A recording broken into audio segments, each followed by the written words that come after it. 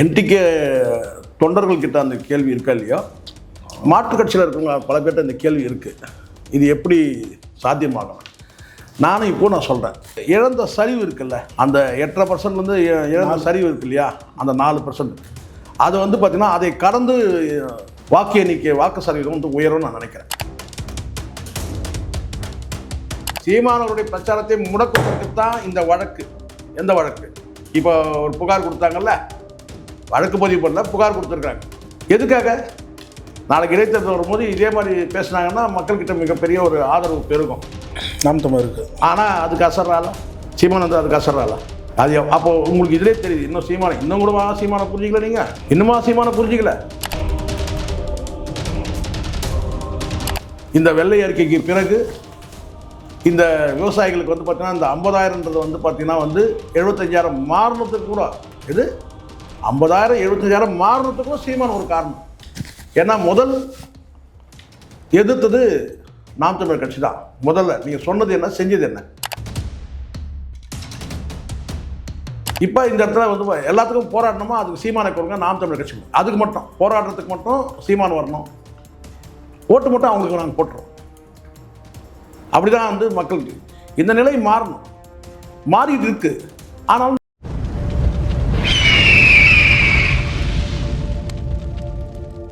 அரசியல் கருத நேயர்களுக்கு வணக்கம். இன்று நம்மோது சிறப்பு மூத்த பத்திரிகையாளர் செக்கோரா ஜெய்சங்கர் அவர்கள். வணக்கம் சார். வணக்கம் சரண் சார். இது வரைக்கும் 5 தொகுதிகளில் இடைத்தேர்தல் வரலாம் அப்படின்னு சொல்லிட்டு எதிர்பார்த்திருந்த சூழலில் விராலிமலை சட்டமன்ற உறுப்பினர் முன்னாள் அமைச்சர் விஜயபாஸ்கர் அவர்களும் தனது ராஜினாமா கடிதத்தை கொடுத்து தாவேக்கால இணைஞ்சிருக்காரு. ஸோ 6 தொகுதியாக மாறி இருக்கு.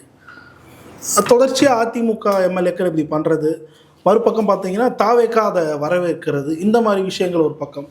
ஆல்ரெடி திமுக ஆட்சியில் மேலே இருந்த ஆன்டி இன்கமன்சி திமுக மேலே ஒன்றால் தொடருது. ஸோ நாம் தமிழ் எந்த அளவுக்கு பர்ஃபார்ம் பண்ணுவாங்கன்னு நினைக்கிறீங்க இந்த இடைத்தேர்தல்கள்? இல்லை, இங்கே எல்லார்ட்டையும் மனசில் இருக்கிற கேள்வி நீங்கள் கேட்குறீங்க. சில பேர்கிட்ட இருக்குது. அதாவது என்டிகே தொண்டர்கள்கிட்ட அந்த கேள்வி இருக்கா இல்லையா, மாற்றுக் கட்சியில் இருக்கிறவங்க பல பேர்ட்ட இந்த கேள்வி இருக்குது. இது எப்படி சாத்தியமாகும்? நானும் இப்போ நான் சொல்கிறேன், சில பேர் சொல்கிற மாதிரி வெற்றி சாத்தியமாகும்னு நான் சொல்ல மாட்டேன். ஆனால் அந்த இழந்த சரிவு இருக்குல்ல, அந்த 8.5% இழந்த சரிவு இருக்கு இல்லையா, அந்த 4% அது பார்த்திங்கன்னா அதை கடந்து வாக்கு எண்ணிக்கை வாக்கு சதவீதம் உயரும்னு நான் நினைக்கிறேன். எப்படி, எதனால நான் சொல்கிறேன், இன்னும் சொல்லப்போனால் ஒரு படி அதுக்கு அதை தாண்டி இன்னொரு ஸ்டெப் நான் மீண்டும் பதிவு பண்ணணும். மீண்டும் தான் நீங்கள் பதிவு பண்ண வேண்டிய ஒரு சூழல் இருக்குது. என்னென்னா, இப்போ இருக்கிற இந்த மும்முனை அணி இருக்குல்ல, கண்டிப்பாக 3 முனை அணி. இங்கே நாம் தமிழ் அணி கிடையாது, தனி.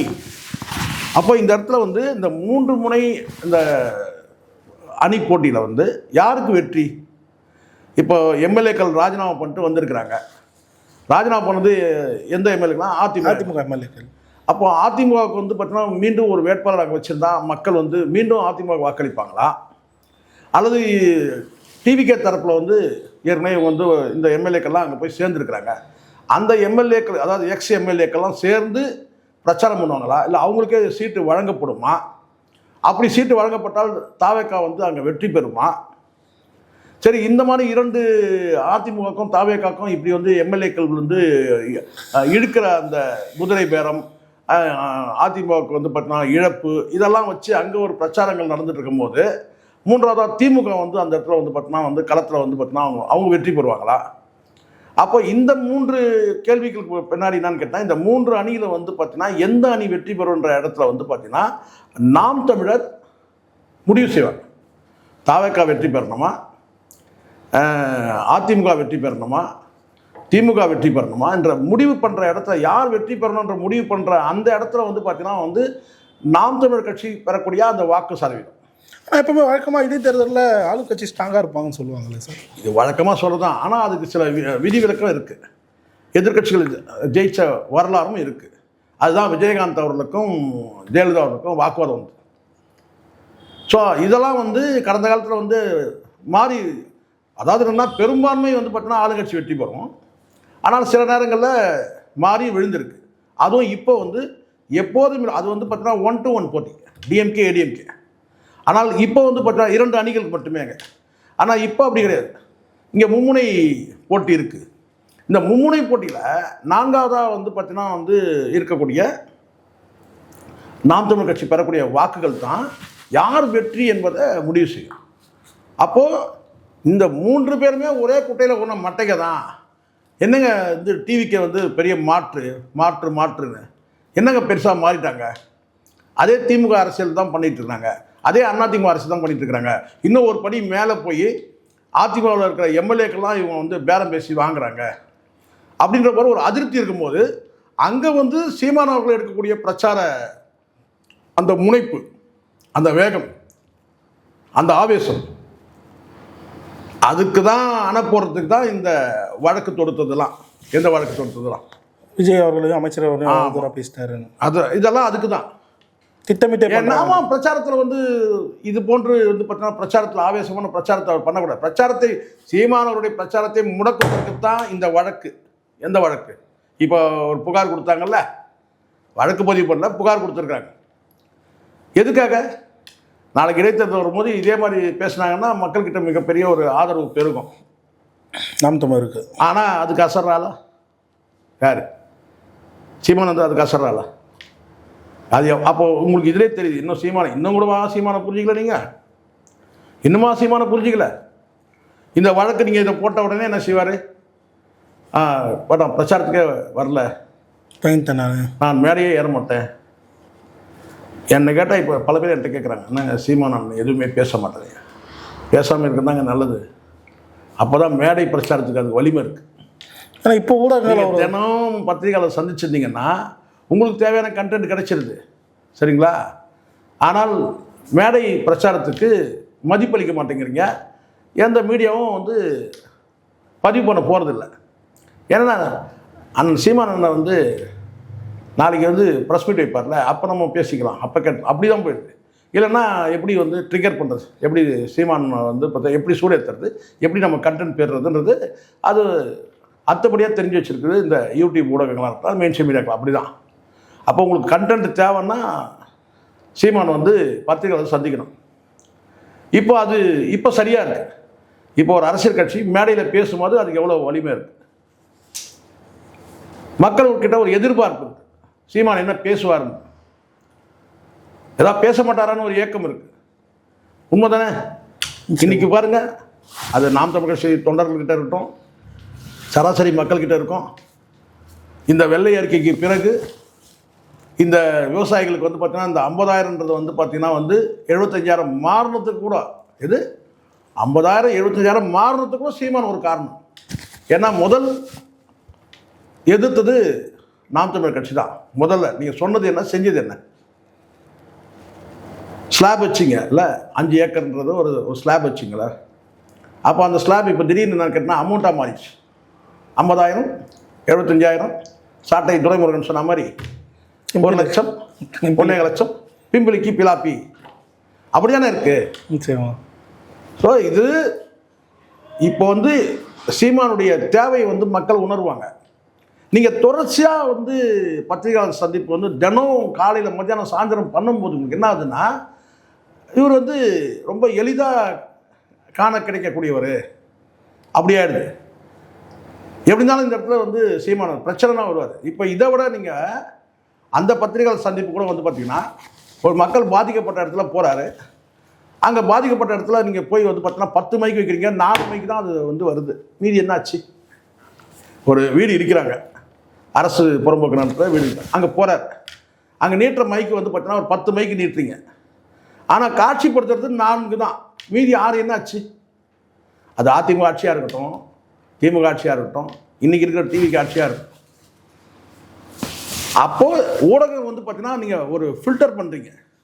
இதை போட்டு நம்மளை எப்படி கண்டென்ட்டை வந்து கொண்டு வந்து எப்படி வந்து நம்ம வந்து வியாபாரம் பண்ணணும். உங்கள் நோக்கம்லாம் வியாபாரம் தான் நோக்கம். சீமானுடைய கருத்தியல் உங்களுக்கு நோக்கம் கிடையாது. அப்போ ஒரு சீமான் மேடையிலே பேசணும். அப்போ நீங்கள் அதை நீங்கள் வந்து பார்த்தீங்கன்னா வந்து ஃபில்டர் பண்ண முடியாது. அப்பவும் பண்ணுறீங்க. எது வந்து யாரை முட்டை விடணும், எப்படி இந்த செய்தியை எப்படி கொடுக்கணும். விஜய் தாக்கிய சீமான் அப்படியான கொடுக்குறீங்க, அதை பற்றி பிரச்சனை இல்லை. ஆனால் ஊடக சந்திப்புன்றது தவிர்த்துட்டு மேடை மக்களுக்கான அந்த வந்து பிரச்சனைகள் வந்து மேடையில் பேசுகிறது தான் சரி. இதை வந்து பரங்கிப்பேட்டையில் ஹைட்ரோ கார்பன் கிணறுகள் தோன்றுவதற்கு எதிர்ப்பாக தமிழகத்தில் நாம் தமிழ் கட்சி மட்டும் இப்போ குரல் கொடுத்துருக்கு. எப்படி பார்க்குறீங்க இந்த விஷயங்களை? இந்த ஹைட்ரோ கார்பன் திட்டம் வந்து இப்போ கேட்பா இவங்க என்ன சொல்லுவாங்க, இந்த டிவிக்கு அரசு என்ன சொன்னாங்க, இது எங்கள் முன்னாள் ஆட்சியிலேயே ஒப்பந்தம் பண்ணிட்டு போயிட்டாங்க. அப்போ நீங்கள் என்ன பண்ணுவீங்க? இப்போ மக்களுக்கு எதிரான ஒரு திட்டம்னா இப்போ நீங்கள் இருக்கீங்களா, நீங்கள் ஒப்பந்தத்தை ரத்து பண்ணுங்க பார்ப்போம். ரைட், அதை செய்யணுமா இல்லையா? எல்லாத்தையும் நாம் நேரடியாக சொல்லியே பழக்கம். இப்போ நீங்கள் என்ன சொல்ல போகிறீங்க? இந்த டிவிக்கு அரசு இதுக்கு என்ன பதில் சொல்லும்? இது வந்து கடந்த ஆட்சியில் அவங்க போட்ட ஒப்பந்தங்க, அப்படி தான் சொன்னாங்க.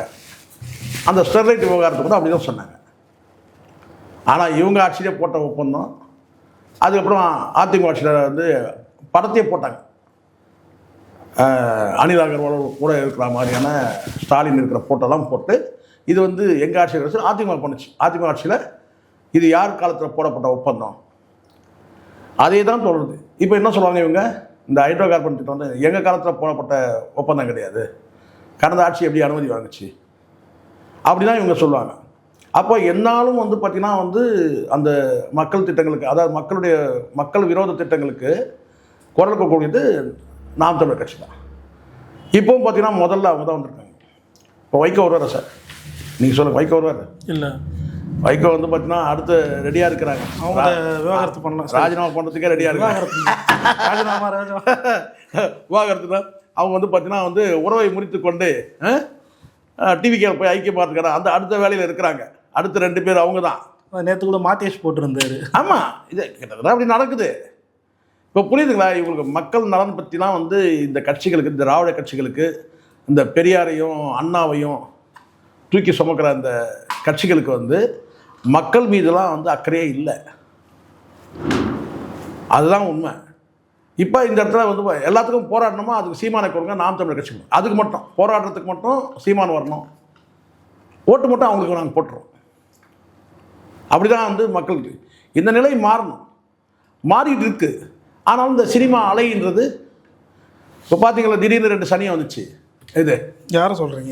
இந்த ராகவா லாரன்ஸு, அப்புறம் வந்து இந்த மகேந்திரன் சொல்லிட்டு, இதுக்கெல்லாம் சனியனுங்க தான்.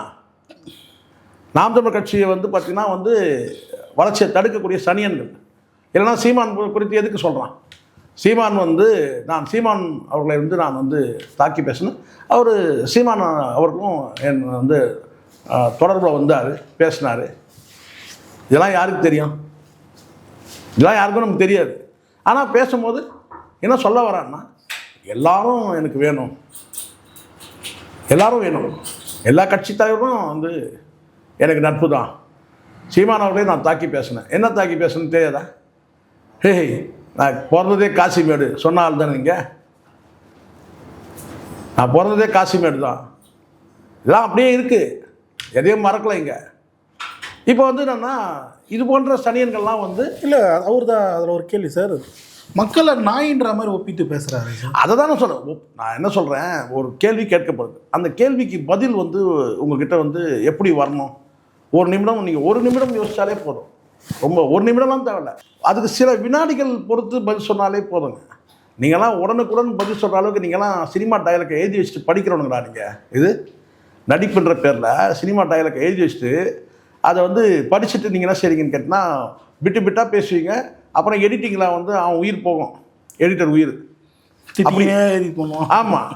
அப்போ உங்களுக்கு வந்து பார்த்தீங்கன்னா நேரடியாக இந்த மாதிரி வந்து லைவில் வந்து ஒரு கேள்வி கேட்குறாங்கன்னா உங்களுக்கு வந்து அது பதில் சொல்ல திராணி கிடையாது. அப்போ என்ன சொல்கிறீங்கன்னா, உதாரணம் கொடுங்க. இப்போ உங்ககிட்ட கேட்ட கேள்வி என்ன, இந்த 1 மாத கால ஆட்சியில் வந்து பார்த்தீங்கன்னா வந்து எப்படி நீங்கள் வந்து பார்க்குறீங்க இந்த ஆட்சியை பற்றி? ஆட்சி சூப்பர்னு சொல்லிட்டேன். நீ சூப்பர்னு தான் சொல்லுவேன்னு எங்களுக்கு தெரியும். சரி, ஏன்னா உனக்கு என்ன பார்வை இருக்குது? இங்கே ஒரு நாளைக்கு எத்தனை கற்பழிப்பு நடக்குது, எத்தனை பாலியல் குற்றங்கள் நடக்குது, எவ்வளோ வந்து பார்த்தீங்கன்னா வந்து முறைகள், எவ்வளோ மக்களுக்கான பிரச்சனைகள் இருக்குது, அதெல்லாம் உனக்கு தெரியாது. ஆனால் சூப்பர்ன்ட்ட நீ சொல்லிட்டு போ. ஆனால் அதுக்கப்புறம் நீ அது உதாரணம் சொல்ல பார்த்தீங்களா, என்ன சொல்லணும்? எல்லா மக்களையும் ஒரே நேரத்தை திருப்தி பண்ண முடியாதுங்க, இப்போ தாங்க வந்திருக்கிறாங்க, ஒரு 6 மாத காலம் அவகாசம் இருக்குங்க அப்படின்னு சொல்லிதுன்னா அது சரி, ஏற்றுக்கலாம். அதுக்கு நீ உதாரணம் என்ன சொல்கிற? நாய்க்கு வந்து பிஸ்கட் சாப்பிட்ற நாய், இப்போல்லாம் பிஸ்கட் நாய் சாப்பிட்றதில்ல, பிரியாணி சாப்பிட்ற நாய் இருக்குது. அப்போ எவ்வளோ இப்போ புரியுதுங்களா? அட்லீஸ்ட் இது வரைக்கும் வந்து எனக்கு டங் ஸ்லிப் ஆகிடுச்சின்னு கூட சொல்லலை நீ. இது நான் தவறாக பேசிட்டேன், உள்நோக்கம் இல்லை, ஆனால் அது வந்து உதாரணம் சொல்லும் போது நான் தவறான உதாரணம் கொடுத்துட்டேன், சொல்ல திராணி இருக்கா அவனுக்கு? தப்பு பண்ணால் கூட அதை திருத்திக்கிற அந்த புத்தி இல்லைல்ல உன்கிட்ட, அந்த பெருந்தன்மை இல்லைல்ல. அப்போ நீ என்ன ரகம்? உன்னை போகிறவனா இப்போ கூப்பிட்டு அடிச்சுட்டு போயிடுக்கலாம். இதுதான் வாண்டடாக வந்து வண்டியில் ஏறுறதுன்றது. நீ வாண்டடாக வந்து பார்த்தீங்கன்னா நல்ல வண்டியில் ஏறினா போகிற நாய் வண்டியில் ஏற்றுறீ. இது அதனால தான் அந்த உதாரணம். அதனால தான் இல்லை, அதானே இப்போது நீ சாதாரண தான் பண்ண போகிறவங்களாம் உன்னை கடிக்கிறாங்க, இது கடிச்சு குதறாங்க. காரணம் நீ வண்டி வாண்டடாக வந்து வண்டியில் ஏறினீங்க, அது வந்து நாய் வண்டி. உள்ளபடியாக அதுதான் உண்மை. எதுக்கு இது முதல்ல இதெல்லாம் தேவையான்னு பாருங்க. ஒரு அரசியல் கட்சி இன்றைக்கி வந்து உருவாகி வந்திருக்குன்னா அது எப்படி உருவாகி வந்து எப்படி இங்கே ஆட்சி அமைச்சிருக்குன்னு சொல்ல அதுக்கு பின்னணிகள் எவ்வளோ இருக்குது தெரியுமா? நீங்கள் வெளிப்பார்வைக்கு டிவிக்கே வந்து ஆட்சி அமைச்சிச்சு. ஆந்திரா வந்து ஒருத்தர் சொல்கிறார், 2 வருஷத்தில் கட்சி தொடங்கி 2 கட் அவுட் வச்சு வந்துட்டார். ஆனால் அதுக்கு பின்னாடி எவ்வளோ வந்து நல்ல வேலைகள் இருக்குது, நாச வேலைகள் இருக்குது, இதுக்கு பின்னாடி எவ்வளோ வந்து ஏமாற்று வேலைகள் இருக்குது. இதெல்லாம் பேசுவீங்களா நீங்கள்? ஆட்சி கேட்டால் சூப்பராக இருக்குன்றீங்க. என்ன சூப்பர் சொல்லுங்கள்? 4 சூப்பர், 2 சூப்பர் சொல்லுங்கள். 2 விஷயத்துக்கு இன்றைக்கி வரைக்கும் பேச முடியல. இதுதான் உண்மை. இன்றைக்கி ஏன் அது இதுன்னு போட்டு இன்றைக்கி 3 வயசு குழந்தை வந்து கற்பழித்து கொல்லப்பட்ட அந்த சம்பவத்துக்கு இப்போ நீங்கள் என்ன சரி வெள்ளை அறிக்கை விட்டு திசை திருப்பீங்க. இப்போ எல்லாம் வந்து வெள்ளை அறிக்கை பற்றி பேசிட்டு வரும். நேற்றைக்கு தானே அது முடிஞ்சிச்சு, அவ்வளோதான். ஒரே நாளில் 7 சம்பவங்கள், 7மே பாலியல் குற்றங்கள். அப்போ அதை மடைமாற்றம் பண்ணால் தகுந்த வெள்ளை அறிக்கை விட்டு இப்படி இந்த லட்சத்தை ஒரு மனசாட்சிப்படி ஒரு கேள்வி கேட்டால் அதுக்கு மனசாட்சிப்படி பதில் சொல்லணும். அதை வந்து உங்களுக்கு அது நீங்கள் முடிவு பண்ணிட்டீங்க. நீங்கள் போய் கட்சியில் சார் நீ சேர்ந்துட்டு போ, ஆனால் மக்கள்கிட்ட கேட்குறேன்னு சொல்கிறது, மக்களை வந்து பார்த்திங்கன்னா ரொம்ப ரொம்ப சீப்பாக மலிவாக இடம் போடுறது, அந்த வேலை இருக்கக்கூடாது. ஓகே சார், இறுதியாக ஒரே ஒரு கேள்வி தான் சார். இப்போது சட்டமன்றத்தில் எப்படிலாம் பேசணும் அப்படின்னக்கூடிய ஒரு புத்தாயக்க நிகழ்வை வந்து நடத்தியிருக்காங்க தாவேக்கா. முதல்வர் என்ன பண்ணுறதுனா விளக்கேற்றி அவர் மட்டும் கிளம்பிடுறார். அவரும் புதிய சட்டமன்ற உறுப்பினர், அவருக்கு அந்த விதி பொருந்தலை. எப்படி பார்க்குறீங்க சுருக்கமாக? என்ன கேட்டால் முதலமைச்சர் வந்து ஏற்கனவே ஒரு பேச்சு இருக்குது, கடந்த சட்டமன்ற தொடர்லேயே அந்த பேச்சு இருக்குது. எதுவுமே முதலமைச்சர் பதில் சொல்லாமல் வீட்டில் போயிட்டு ஒரு அறிக்கை வந்து விடுறாரு, ட்விட்டரில் அறிக்கை விடுறாரு அப்படின்னு இருந்துச்சு.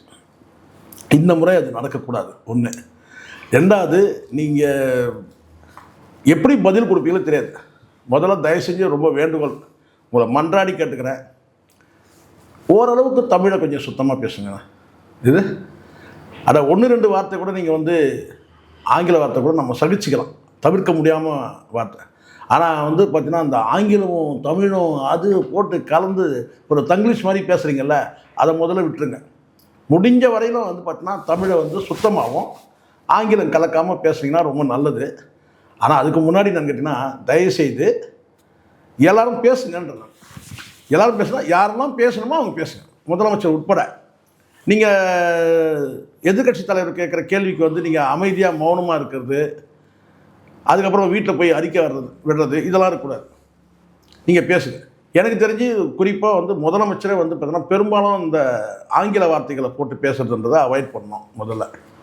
2வது, சபையில் கேட்குற கேள்விக்கு சபையிலே பதில் சொல்லுங்கள். 3வது, அதோட முக்கியம் கேட்டால் முதலமைச்சர் கேட்க வேண்டிய கேள்விகளுக்கு வந்து, அதான் முதலமைச்சர் பதில் சொல்லக்கூடிய கேள்விகளுக்கு வந்து வேறு நபர்கள் யாரும் பேசாமல் இருக்கணும். ஆனால் இந்த முறை வந்து அது அந்த அந்த மீறல் ஏற்படும் நினைக்கிறேன். அந்த மரபு மீறல் நினைக்கிறீங்க?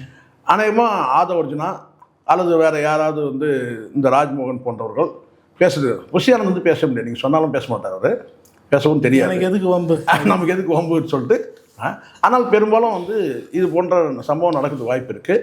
இதை கடந்து இன்னொன்று கூட நான் டவுட் படுறேன். சில சட்டமன்றத்தில் சில வந்து பிரச்சனைகள் உருவாகி அது வந்து பார்த்திங்கன்னா தள்ளுமுள்ளு, அவை காவலர்களால் வெளியேற்றப்படுதல், இது போன்ற சம்பவங்கள் நடக்கும்னு நான் நினைக்கிறேன். ஆனால் அதையும் கடந்து 88, 89 வந்து பார்த்தீங்கன்னா வேட்டியை உருவுறதெல்லாம் நடக்கும்.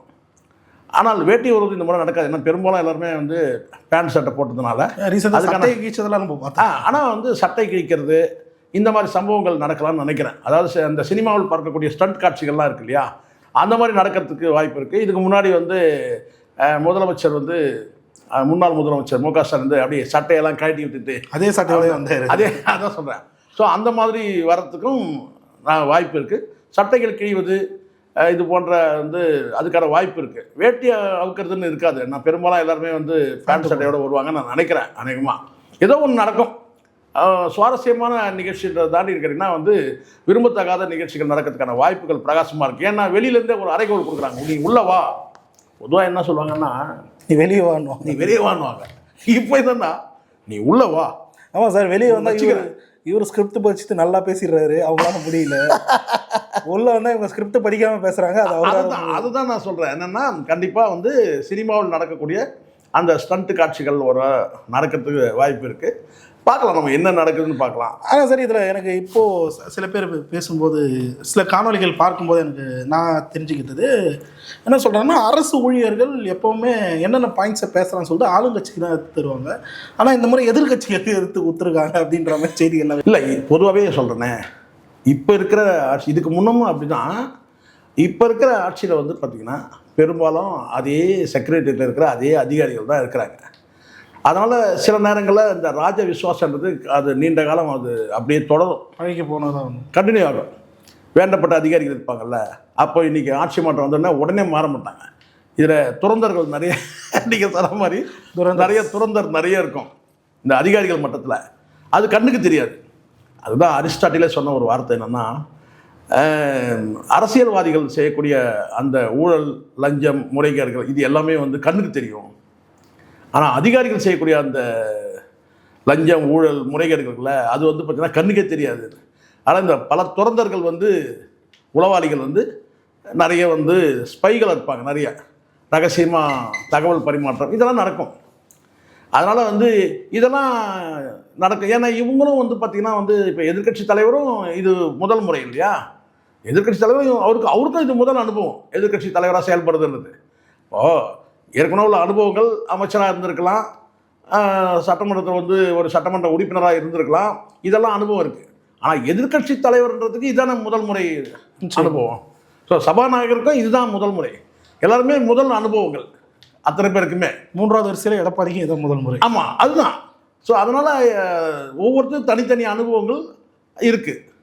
அதனால் வந்து நம்ம வந்து இந்த மாதிரியான அதிகாரிகள் வந்து சில நேரங்களில் வந்து இந்த பக்கமும் வந்து பாயிண்ட்டு கொடுப்பாங்க, அந்த சைடும் கொஞ்சம் பாயிண்ட் எடுத்து கொடுப்பாங்க.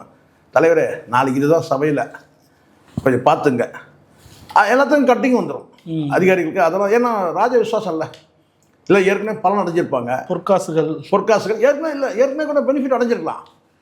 செக்ரட்டரியேட்டில் இருக்கிற அதிகாரிகளுக்கு வந்து இது போன்ற நடக்கிறது வந்து இது இப்போ நடக்கிற விஷயம் இல்லை. ஜெயலலிதா ஆட்சியில் அவ்வளோ கடுமையாக இருக்கும்போது கூட பார்த்திங்கன்னா பல முக்கியமான விஷயங்கள் வந்து தகவல் வந்து கலைஞருக்கு போயிடும். எம்ஜிஆர் ஆட்சியில் அப்படிதான். அதனால் இப்போல்லாம் வந்து இன்னும் கொஞ்சம் கூடுதலாகவே இருக்கும். முன்னாடிலாம் வந்து பணப்பரிமாற்றம்லாம் அவங்களுக்கு வந்து ரொக்கமாக பரிமாறுறது இருக்கும், வங்கிகள் பரிமாற முடியாது. இப்போல்லாம் ஜிபிஆர் போயிடுது, எங்கேருந்து எங்கே பணம் போகுதுன்னு. எல்லாம் பணத்தை வாங்கிக்கிட்டு இங்கே இருக்கிற தகவல் சொல்கிறது, அங்கே இருக்கிற தகவல் சொல்கிறது, இதெல்லாம் வழக்கமாக நடக்கிறது தான். அவ்வளோ 100% வந்து ஜெயலலிதா பீரியடே அதிகாரிகள் வந்து பார்த்தீங்கன்னா உள்ளங்கையில் வைக்க முடியாமல் முதுகில் குத்தின கதைலாம் இருக்குது. இந்த பரவலாக இருக்கிற வந்து இந்த முக்கியமான செக்ரட்டரியேட்டில் இருக்கிற அதிகாரிகள் வந்து பல அதிகாரிகள் வந்து பிஜேபிக்கு ஆதரவாக செயல்பட்ட அதிகாரிகள்லாம் இருக்கிறாங்க, ஜெயலலிதா ஆட்சி காலத்திலே சொல்கிறேன். ஸோ அதனால் இதெல்லாம் நடக்கும். சார், பல்லருக்கு தெரியும். நன்றி.